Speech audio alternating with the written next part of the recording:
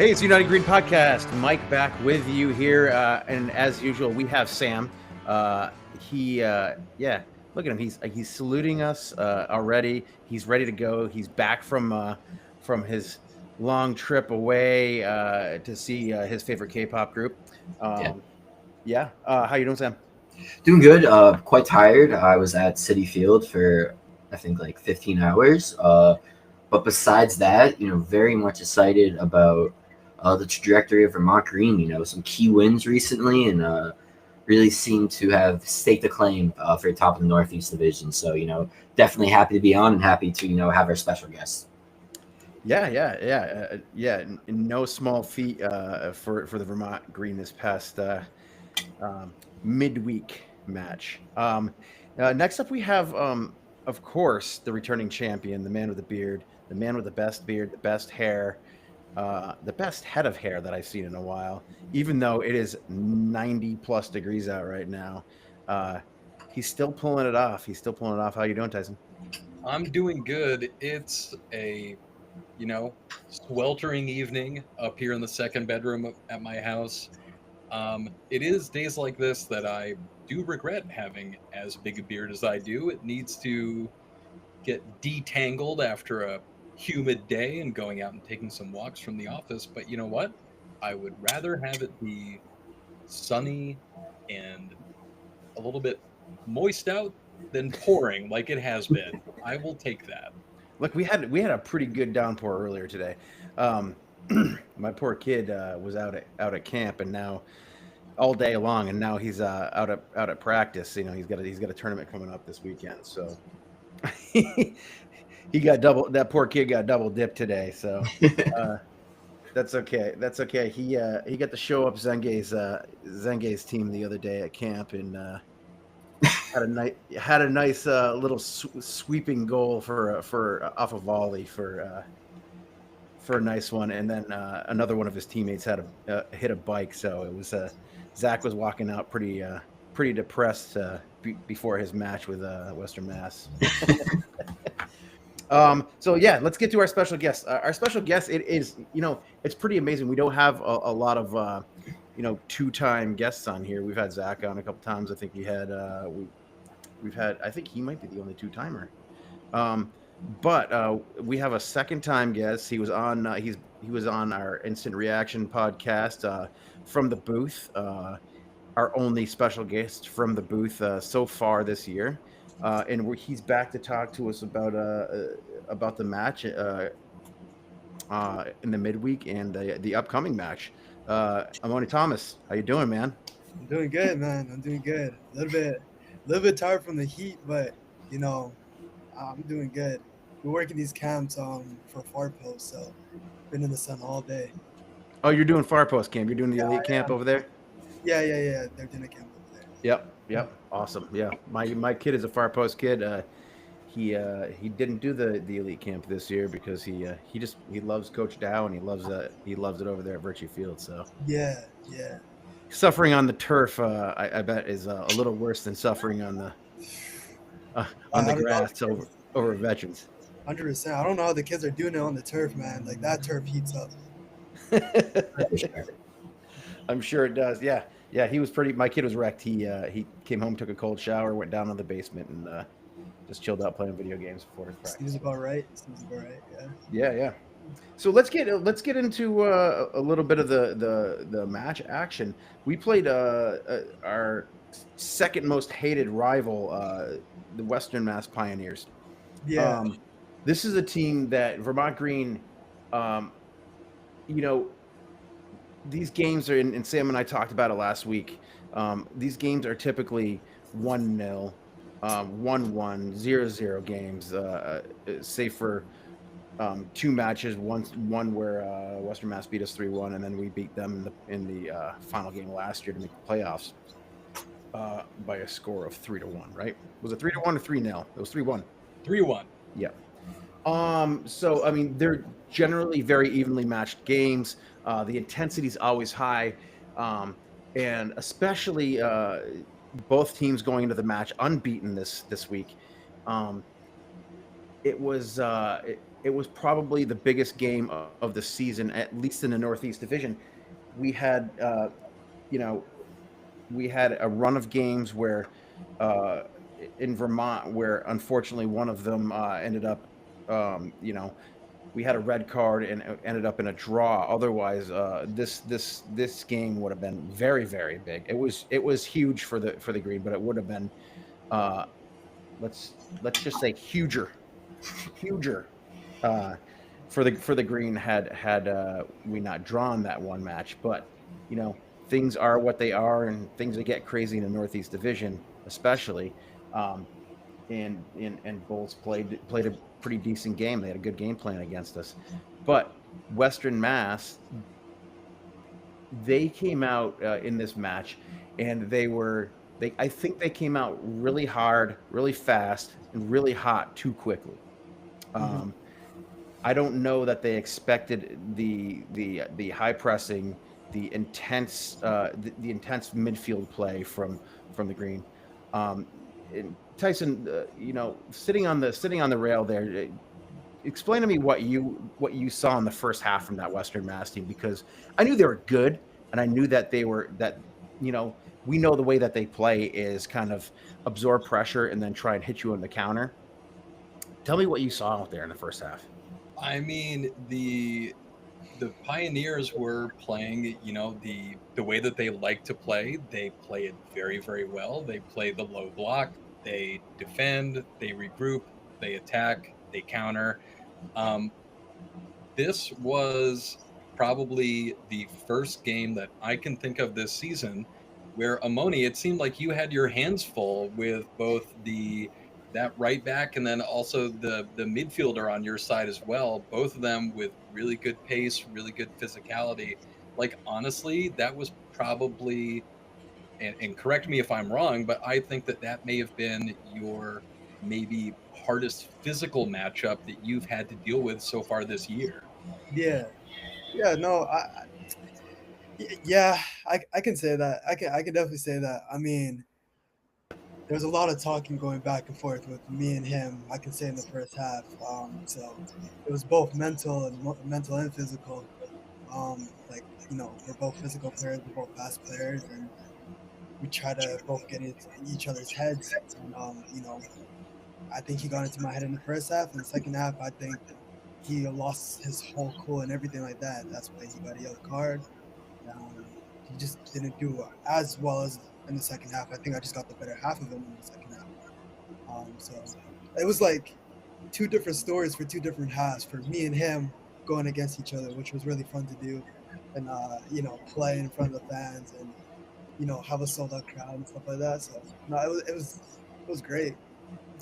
And Amoni, I'd love to kind of get your thoughts. What's it kind of like? Do you like that part of the game? Being able to kind of go back and forth with players and kind of talk the talk a little bit while you're also walking the walk. Or do you kind of prefer to kind of let the game speak for itself? Yeah, no, I'm like when people talk trash to me, like I talk back, to be honest. Like I don't usually I'm really quiet on the pitch, to be honest. I don't usually talk, but when it comes to trash talking, like that's where I kind of like try to step it up a notch because I have something to prove now. But in the first half, it just wasn't working out for me, and I can say it's one of the first times where I've trash talked and he got the better of me. Hmm. And going into the locker room, I can't lie, I was pissed off. I was so mad because I told Mike this. I hate losing one-on-ones. I hate losing them. And he had one play where he ran down the line, he cut it, I slid. He got a shot off, but it wasn't like a great shot, like you know what I mean? But even like little stuff like that, it pisses me off. Um, so I think going into the halftime or going to the locker room, I had to realize that this is one of those players that you shouldn't be talking to. You know what I mean? Let your feet do the talking. Um, and that seemed to frustrate him way more than I expected. So it was lovely to adjust my own game plan to help the team. So yeah. And I to back to your point, Mike, that you were talking about the differences kind of between the halves. to, Amoni's point, that second half, we really got to see the players come out and be super amped. Uh, Everyone elevated their game. And, to be really honest, to be able to get players off the bench like Trimnall, um, you know, Trimnall just came in and was throwing himself around like a bulldozer out there. And to be able to have someone with that size and that speed just running down balls after the starters have been out there for a good 60 or 70 minutes, really doing dog's work, running, grinding down that opposition. um that is that's the accumulation of all of that effort goes into maintaining that possession and then having the opportunity to get that clinching goal at the end of the game. And I just think that it is probably one of, as much fun as it was to go and shellac the New Hampshire team for nothing, I think that this was probably, in my estimation at least, the most complete performance by the Green that really kind of really fits with what Coach Taylor wants this team to do, wants this team to play like. And it was great to watch. I mean, take nothing away from the stuff that Pfeiffer did in the past, but I think that like there's a renewed sense of kind of fire. The team is definitely more active, a little more fiery. I think that, like I said, take nothing away from what Pfeiffer did because he laid the building blocks, right? Um, and he's continuing to lay the building blocks through his work as sporting director. But when you have the ability to focus on being a sporting director, and then you have a coach who's able to focus on managing and coaching. Then you have somebody like Lee out there who's focusing on the physical aspects of the game and keeping guys healthy and keeping their speed and stamina up. Um, in the tactics and being able to rotate players, like you said, with like guys like Trimnall coming in, spelling a Jagby who you know for my 50 cents here, I was pretty surprised to see his name on the team sheet playing up the middle this time.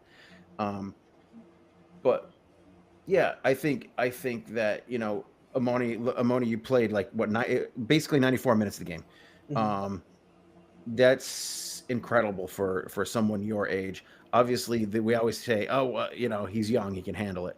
But to be in a pressure situation in a league that is as close to pro as you're going to get, outside of your college team, right? I mean, this is Cape Cod Baseball League. This is Woodbat Baseball League, getting you ready for the next level. Um, and this is probably one of the bigger matchups that is going to happen in the league this year. But you have guys out there, and you have rotation options, in or they can start, they can come in as super subs. You have Trimnall, you have Eskil Yarda, you have we got to see Ask Eklund play. Um, Brandon Marshall was imperious the entire game. So, Amoni, just talk to us about how, when you have a guy that you might be having a little bit of trouble with, or that might get the better of you one or two times, tell us how important it is to have a center back like a Brandon Marshall, or a center back like a Musa Ndiaye, who's able to come in and pick you up, or even a defensive midfielder. I think it's so crucial, man. I'm not gonna lie. When you have teammates that will have your back if you lose that 1v1, not just to tackle the ball and win the ball, but also come to you and like tell you how good of a player you are, and to remember that. I think it's like crucial. Like Musa, he's always there for us. Brandon, he showed like over practice, over just chilling in this hotel. Like he's always like helped me with something. So it's always important you know for me, my center backs or my midfield to have my back, and like that's what makes a team come together, and that's why we're able to get the 3 points on the week or on Tuesday, just because of those little details that a lot of people don't really recognize. Like it's about the communication of the team, and I think we have good communication of the team. So I think it's so crucial.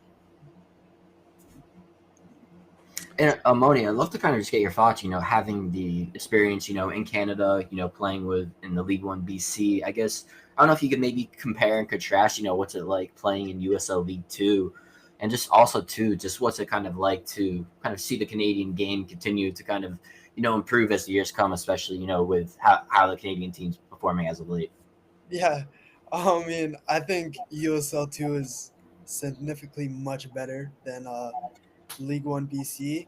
But obviously, like it could be better this year. I have no idea. I haven't really checked up on it. But definitely when I was playing League One BC, it was tough. But I don't think it was USL tough or college level tough. Like I think this is definitely a step up, and it's definitely more fun to play in these games. First of all, because the fan base we have. And second of all, when we play a game against UMass, like those are the games you want to play in. Those games are just so fun to play in. You just don't know who's gonna win. Like you just have to be on your A game. I think, yeah, I was asked by one of the more casual fans, a fellow that I know. He walked by me at one point before the game started, and he said, "How you feeling?" And you know, I always do this to Tyson, and he hates it, but I'm going to mention Spurs because I'm a Tottenham fan. But um, I think I was more nervous for this game than I was for the Europa League final. Um, and it really shows. It really shows so an old fellow like myself to be more nervous for a bunch of 18 to 22-year-old kids out there playing a game. Um, I think it means so much to the community to have players like yourself, players like Zach Zenge, who have become part of the community. It, when people are nervous for this team, because one loss can really ruin your season, right? It can really ruin your season. It's like college football. You lose one game, you could be completely out of it. Um, so I think it really says something when the players go out there and they put on a show the way they did, and it was a masterful, professional, complete game out there. And you wouldn't I think the casual observer wouldn't really know the difference between that game and the game that you guys played out there. And all credit to Western Mass too, because what a team. But like, you would not have been able to tell the difference between a USL championship game and that game that was played the other night. Had they been both played on the same field, it, it would have been hard to tell. Um, I went and watched our IFC the other night at their new stadium, beautiful stadium, and that game was fun to watch. But this game was more fun to watch, and maybe because there was something at stake in my community, but the fans show out for you guys because you guys show out for the fans. Um, Talk to us a little bit about what the fan base means. Generally, like I think it means like a lot to me. My mom came to this game. She flew down all the way from Edmonton because she wanted to experience a Vermont Green game. I think that speaks highly for itself. Um, like you're in the game. You look to your left or your right, and you see the fans, and it's special. A lot of people don't get to do this. A lot of people don't get to play in front of fans, let alone fans that actually are chanting stuff and generally are into the game. So it's really special and something like none of us we should be taken for granted, because it can all be gone in one day. You know what I mean? But it's so special. It's like truly a blessing. So yeah. Speaking of, the fact that this game does mean a lot to us as the fans, what did either, you know, uh, Captain Zach Zenge or Musa do to kind of let you and a bunch of the other new players, because this is a team that does have a lot of new players on it, um, to really, kind of let you guys know what this game in particular against Western Mass means for, you know, for the Vermont Green as a team, and then also kind of for the fan base. Yeah, 100%. I mean, we know what they were gonna do. We know how vocal they were, with with their opinions and doing their little dirty tricks. So definitely before the game when we had our huddle, Musa and Zach Zenge, like they just told us what we all need to like just hear. You know what I mean? Don't fall into their little stupid tricks. Like we know how good we are. We know what we need to do. We're just gonna go out there, execute our game plan, walk away with the 3 points. It's as simple as that. I don't think anybody on our team did not feel confident walking onto that pitch to go play. And I think that's one thing that's great about this team, that everyone goes onto the pitch and just plays. They don't feel any nerves. They know we know our quality. You know what I mean? We just know it. So we just go out there, execute the game plan, get the 3 points, celebrate with the fans, and go home. That's just like that's all we know how to do. It's just what we know how to do. Yeah. Yeah, no, Moni, I'd love to kind of, get your thoughts. Chris Taylor kind of has talked about wanting to create that fight for the badge. And obviously being in a USL League Two team, guys being here, potentially just for one summer, that can be kind of difficult. Just how does the group kind of approach kind of the intensity of how they look to play, but also too kind of the community aspect of Burlington, and just overall what's he kind of been like as head coach? Um, I mean, he's been a great coach. Like honestly, generally a great coach. Um, as for fighting for the badge, like it just comes back to the fans again. When you see like a community of people that don't know you are still supporting you because you have the badge on, you just want to give back to those people, right? And I think coach has done a great job of just reminding us about that. He's told us, hey, it's gonna be a sellout crowd. We gotta go out there. We can't drop the standards from the last game or just be happy because we won the last game. We need to raise it up again. Before the game, he told us, we can't match their energy level. We can't match their physicality. We have to be above that. You know what I mean? They're gonna again play their little dirty tricks. I didn't think it was gonna be that bad, but it definitely was bad. But he told us we have to stay calm, play our game, and we're gonna do just fine. And he told us after the game, like that was expected of us. That's what we were supposed to do. It wasn't a surprise that we did that. That's who we are. So that just explains the coach he is. He believes in us. The Western Mass is definitely versed in the dark arts. That's for sure.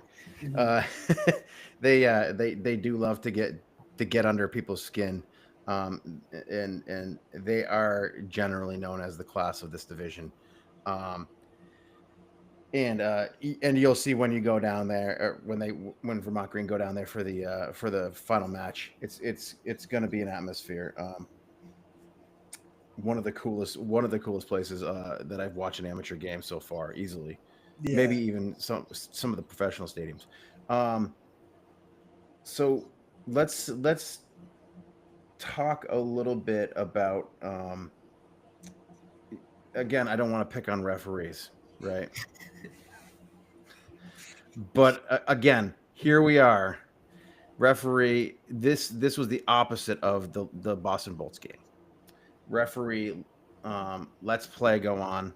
Lets a lot of this little chippy stuff go on. Loses control of the game. The end of the game was just rife with yellow cards because Yeah. he had lost control. He was trying to regain control. There was a lot of emotion going on. What do you have to do as a player to kind of understand what's going on, what the narrative is at that point, because any one little tiny thing can trip a person off and can trip a person up, like it did to the man that you were covering all night long.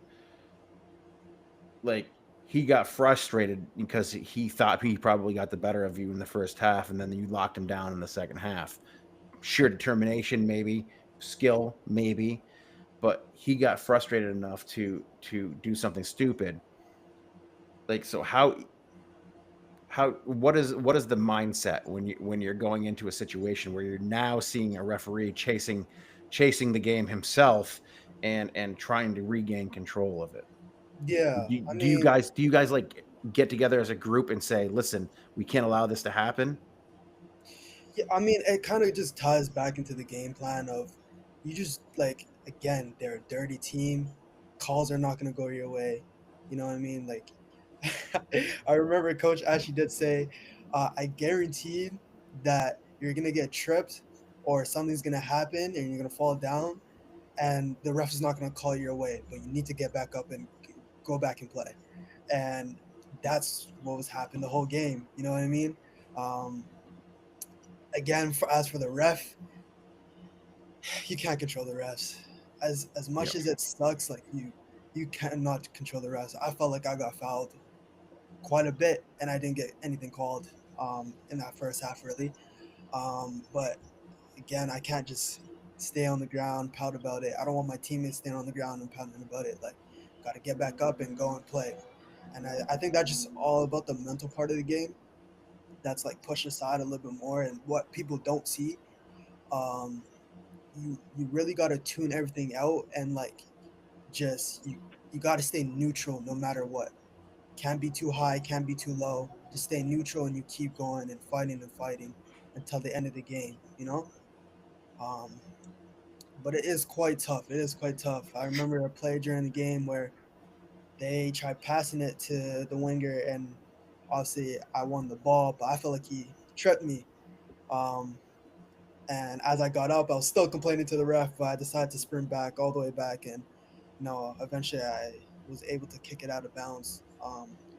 But it's just one of those moments where you talk to the ref after instead of in the play when they're going down into your half. Um, so yeah, Oh, it Um, looked like Tyson was going. I'm gonna let him go. no, A but little dead air there. That never happens. no, for real. Amoni, I'd love to kind of hear more about kind of the mental side of things.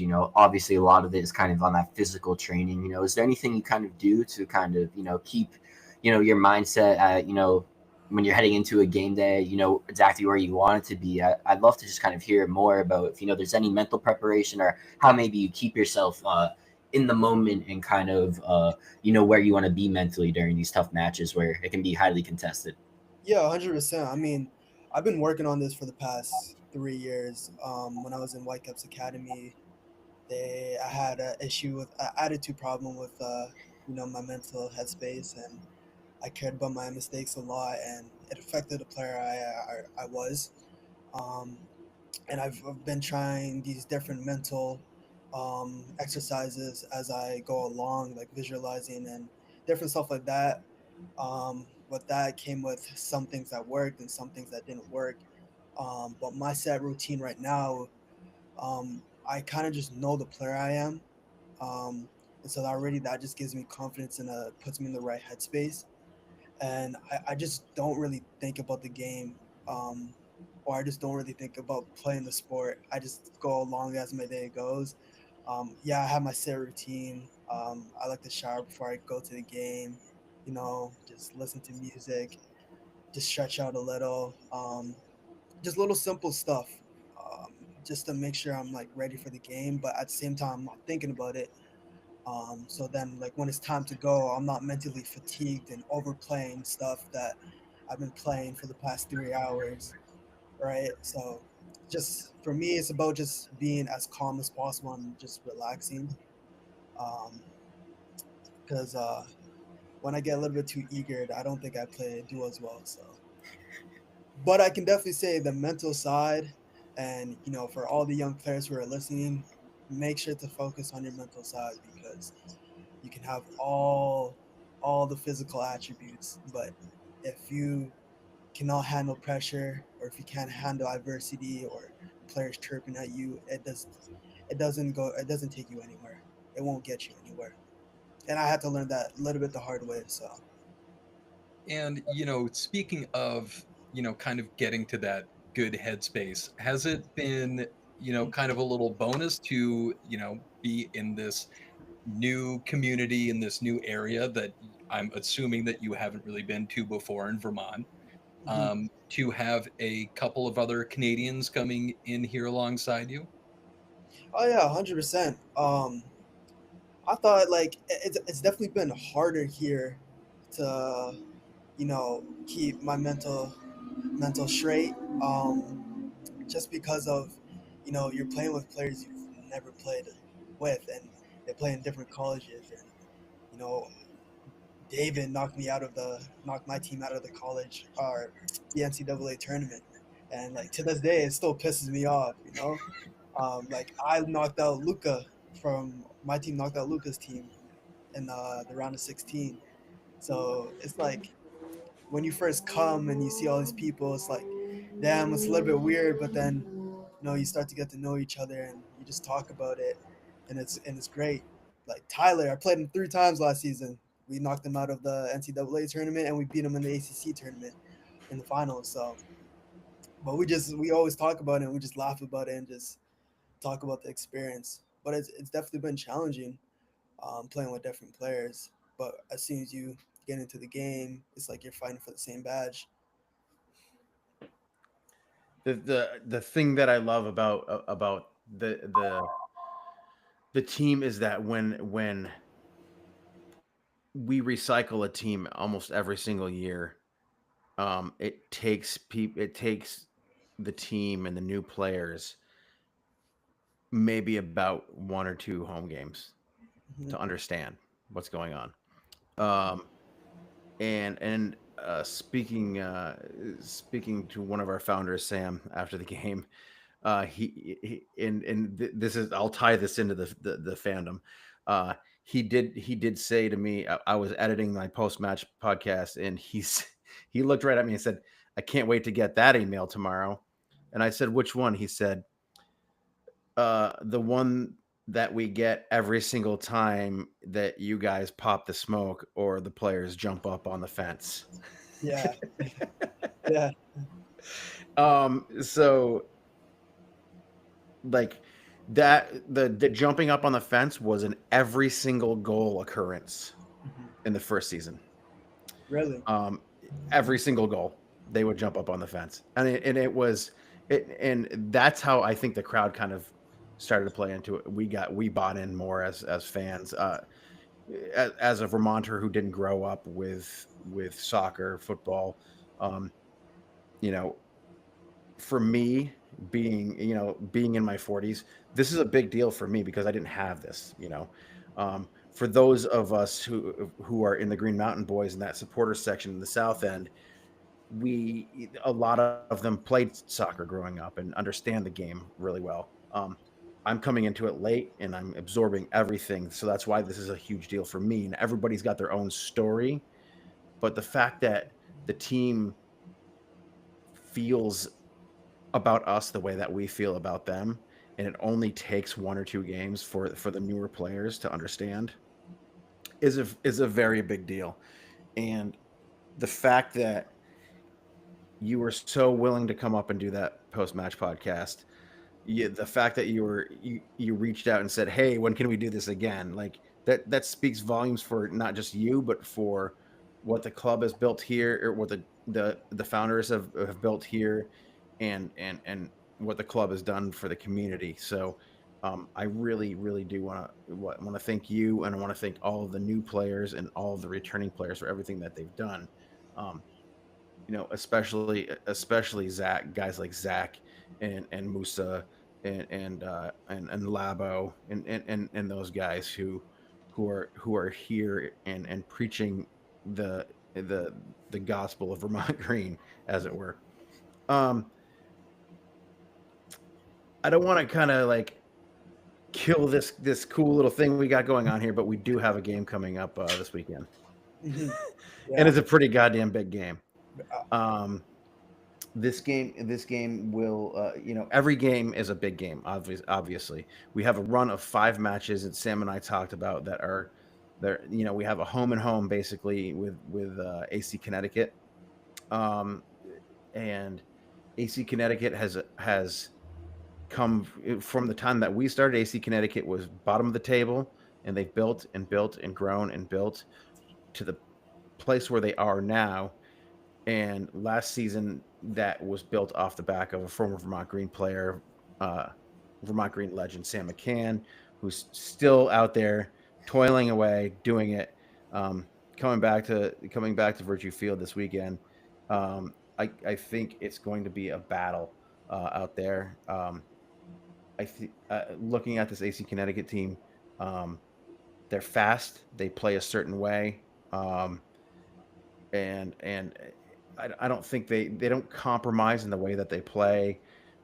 In order to try and beat a team, they're just going to come out and play the way that they play, and they play fast on the edges, and they play strong defensively. Um, can you, Amoni, talk about how different it is playing a team that wants to come out on the front foot and play versus a team that's going to sit back and absorb pressure and just try and kick it out to their fast guys?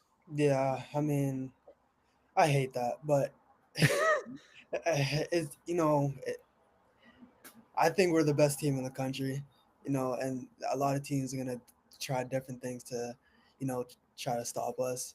Um, Obviously, if they try to do that, we'll break them down in a different way. Again, like I've told you multiple times before, like we have so much talent on our team that, no matter what they throw at us, like we're gonna come back stronger. Um, so they can try as much as they like. Obviously, like we're gonna try to come out on top after the game. So um, yeah,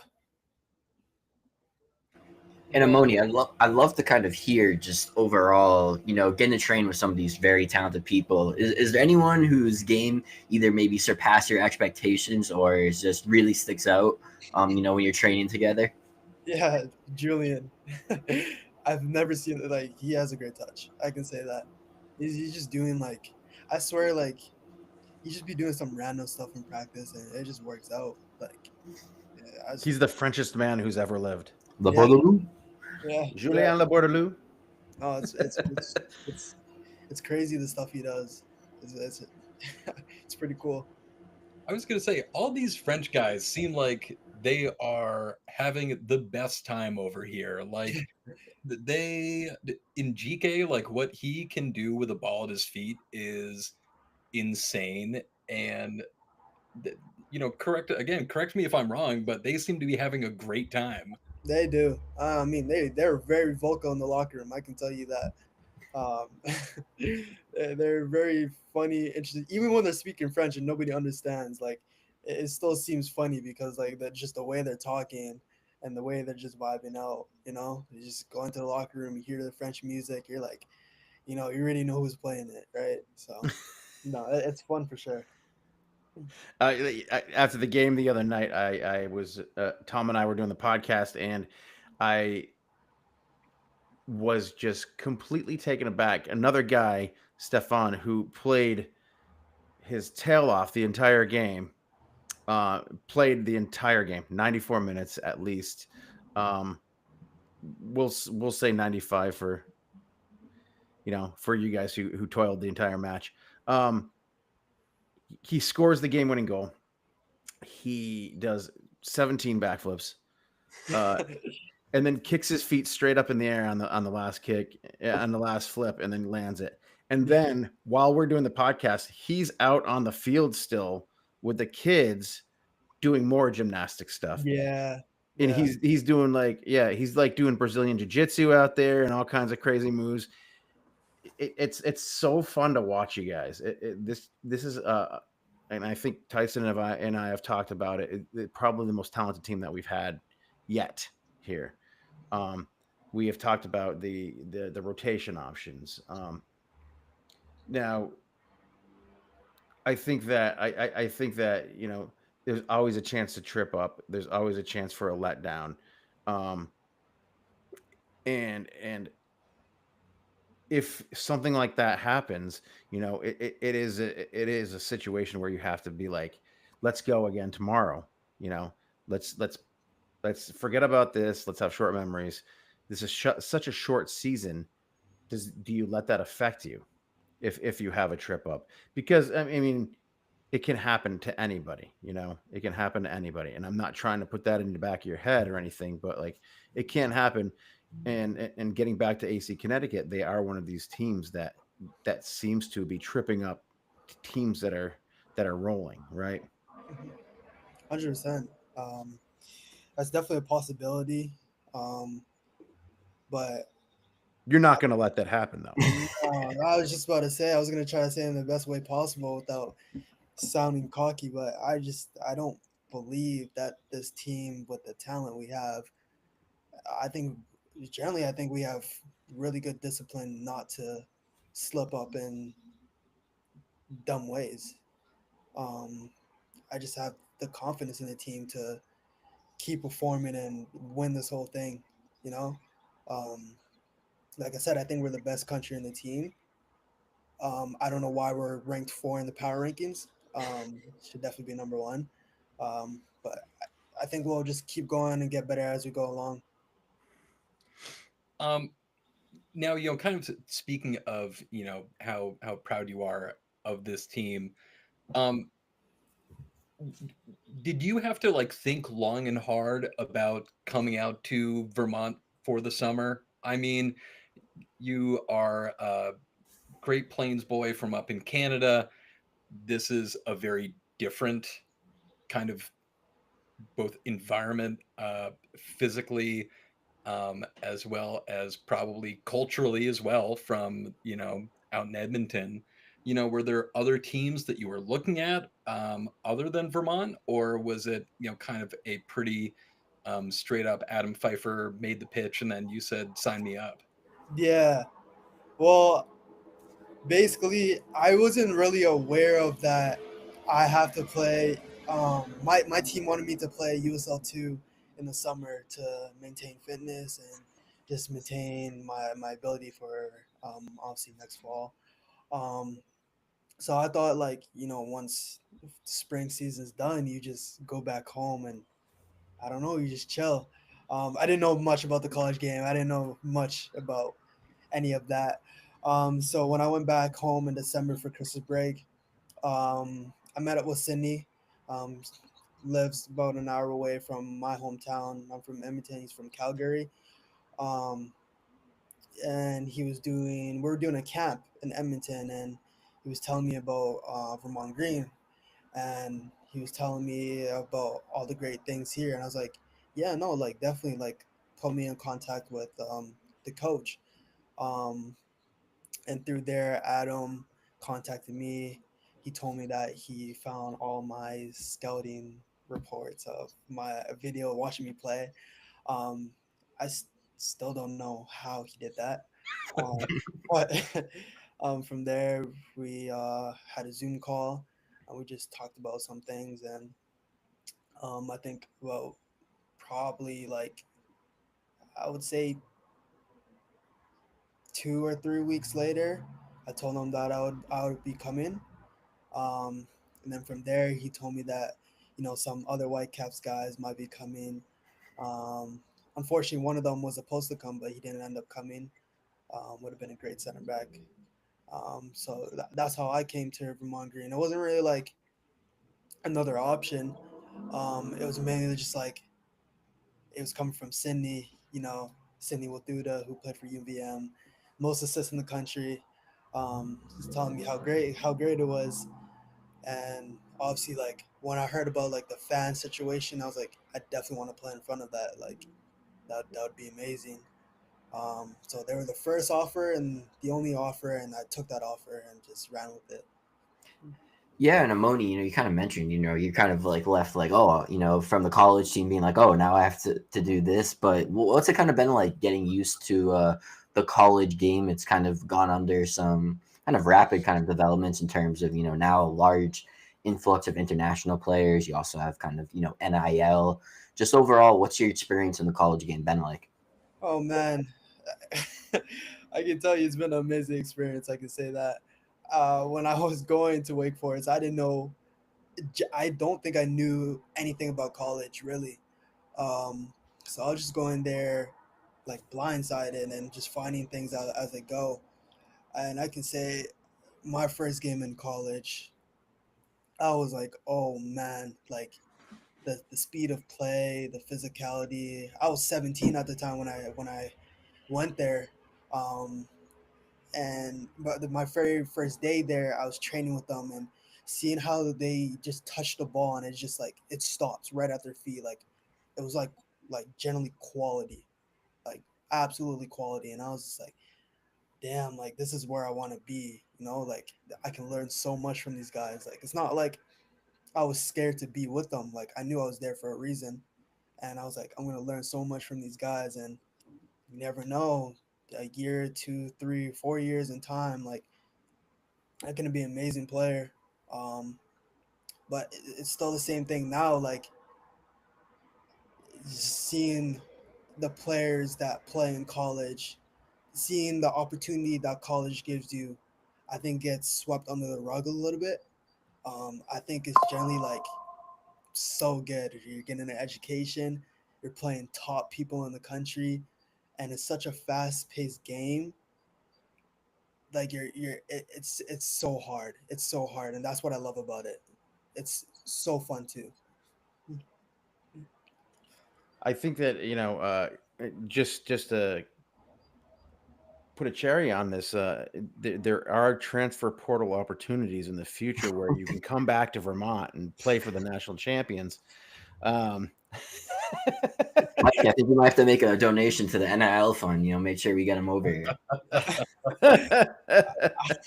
I couldn't do that. I'm staying at Wake, man. That's my school, man. That My, a my, boy, that a boy. I, I really I like that kind of commitment. I do. yeah. I really do. You're down on Tobacco Road too. You got some of the best rivalries in the country as far as college goes in any college sports. I love the ACC in college sports.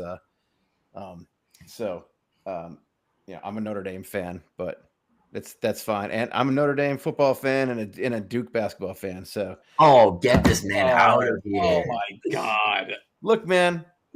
Look, man, I grew up in the '90s, and my grandfather went to Notre Dame. So, like that. I'm about to say tells he's you a the Yankees story. fan too, and I'm a Yankees fan, and I'm saying this. And we'll talk. We'll talk to you later about being a Yankees fan.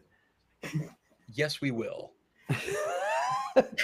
But Amoni, also too, I've definitely wanted to, it's been on my mind since we've been talking. Especially seeing Chris Taylor's system has, obviously high pressing, but he seems like he has a lot of confidence in the players to be able to make decisions on the pitch, and especially watch you guys at the Boston Bolts away game and seeing guys all over the field when it came to the press and kind of that tactical flexibility.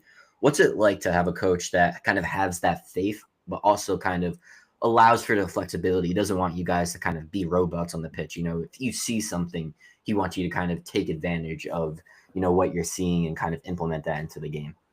No, it's great. I mean, they all scouted us for a reason to build. They build the players around the team, if that makes sense. They had their set system.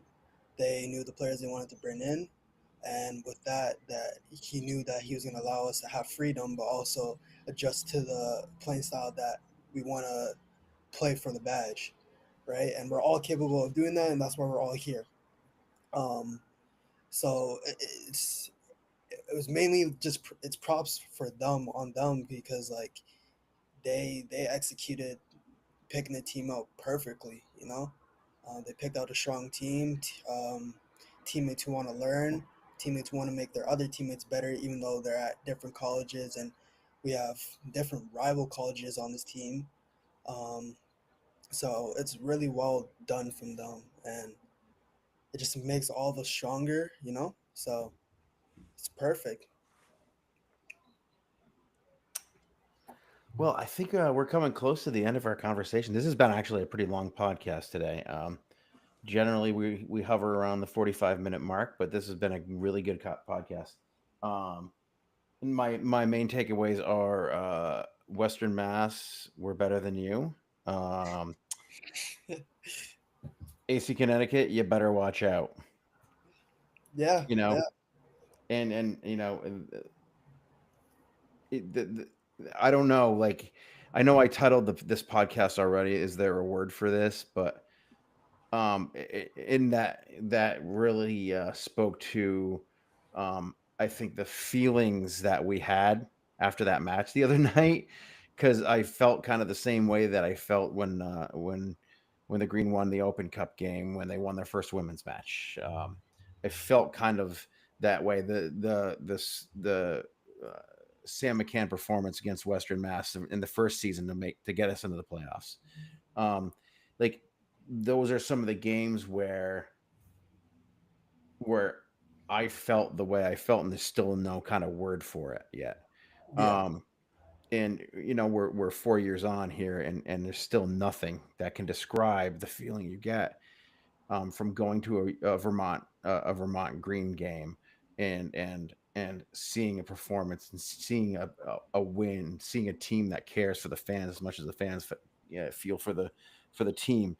It's pretty amazing to me to be part of this and to have my daughter, who's not really a sports fan, be part of this and be standing up there next to me.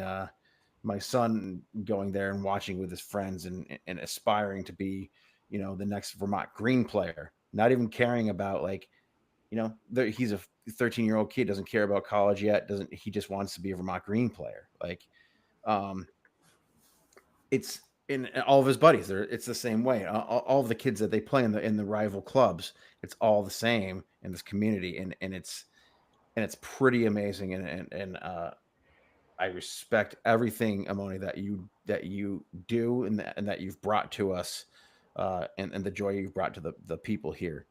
Um, and I hope to continue to see it, into July, and we'll move on from there. yeah. See what happens. Most definitely. No, I definitely appreciate, coming out here, and I wasn't expecting to get this much love, from you guys and the fans. I can definitely say it's been very special, and I'm very, very, very grateful. And for me, I pray a lot. I'm a Christian, and so I just give thanks to like my Lord and Savior, Jesus Christ. Um, and so with that, like I just appreciate, Vermont giving me the opportunity to come out here uh, and just expose what I can do here. It's been generally lovely. Um, I'm just hoping, I can get a goal in soon. Match what Stefan did with some of the backflips. Will be pretty cool. We made a deal that, if he scores or if I score, we'll both do a backflip at the same time. I'm not doing the 6, 7 flips that he did. I can tell you, Spencer got a really good picture of his legs straight up in the air, and I don't know Yeah, how yeah, he did no, it's great. He glides, like he just like stays in the air. I'm like, damn, like it. gotta come down at one point, bro. It's crazy.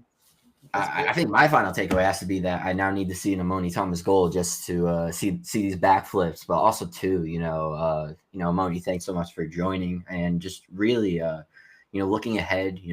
Vermont seems to have its destinies, in its own hands, and especially hearing the mentality that the guys have, it seems like there should be some confidence from fans, but heading down this stretch, seems like the goal will be to finish out strong and would love to see, the Green at the top of the Northeast Division. You will, So, you will so it's definitely. love to hear it. And also, I think gonna have to keep up on some Wake Forest soccer. Definitely gonna see how the Deacons are doing this year. Most definitely, most definitely. I'd love for you guys to tune into some games. I think the best has come for me yet. So we'll definitely see what happens, and we'll see if I can definitely come back here next year if everything works out. I mean, I'm sure that all of us would love to have you back next year. That would be amazing. My kind of final question is, has the success that you've been having so far this summer take any of the sting away from the Oilers getting stomped by Florida in the Stanley Cup? Man, I'm not even like a big hockey fan, but like I felt kind of hurt after that, cause like, like, just seeing my friends back home, seeing like what my city had to go through for a second time 2 years in a row, man, it kind of sucked. Like, we they wanted that one. They I really thought this was the year that the oil We all change was thought it going was to the come to year. fruition. Yeah, but hey, Hey, man, Boston's own Brad Marchand just had to go and stick an extra knife in the wound. yeah, He's yeah. I mean, Canadian, but that's okay. it sucks. I saw a video of downtown, seeing all the fans walk away from the watch party after. It was so depressing. It was so depressing. You know what? It's better that they walk away. They didn't pull a sad than Vancouver. burn the city down. I was gonna hold back, guys. I was gonna hold back, but I'm glad we all just had fun. I'm surprised there was no riots like that. That's what really surprised me. Yeah, I mean 2010, back in 2010, Vancouver burned the city down when they lost to Yeah. Boston. So Yeah. so yeah, I just got to do my final housekeeping here, or Sam will get on my case about it. We are the United Green. We are the United Green podcast. We are partnered with the Blazing Musket. Blazing Musket has some pretty awesome content. They are a New England soccer website. They cover everybody from the New England Revolution to Rhode Island FC. Maybe they do a little bit of the Boston Bolts and Portland Hearts of Pine, but they support our as well, support our Vermont Green, our very own Vermont Green. So Sam has been on the case since almost day one, and we appreciate Sam covering us and championing the Vermont Green throughout. But they have a lot of great content. They have the Blazing Musket podcast. There are a bunch of other partnered podcasts. Raising Anchor is one of them. That's fantastic. So please go out and check out the Blazing Musket. Check out their paid tier if you can afford it. A lot of great extra content. And you get a little bit more of me. I don't know if you want that through the Blazing Musket podcast once a month. So if you want that, you want me talking about Vermont Green and other stupid subjects with Tom and Matt and Sean, then maybe that's your cup of tea. But other than that, we are the United Green podcast. We can be found on Blue Sky. We can be found on all your favorite podcast platforms. So just tune in, and if you want to, if you like what you hear, go up to that little cog icon, that little spinny looking thing, hit that button, and you'll see auto download right there. Hit that auto download button. That way you never miss an episode. We do instant reactions now after every home game. Never know, we might have a player pop up and give us some insight. But you'll get at least a little bit of entertainment out of Tom Proctor. So. And if you want to support Amoni, please go to the NIL store. He's got some stuff on there, and buy a t-shirt, buy a hoodie. They got some good stuff on there. So support him and his endeavors. And until the next time, guys, up the green. Off the green. Off the green.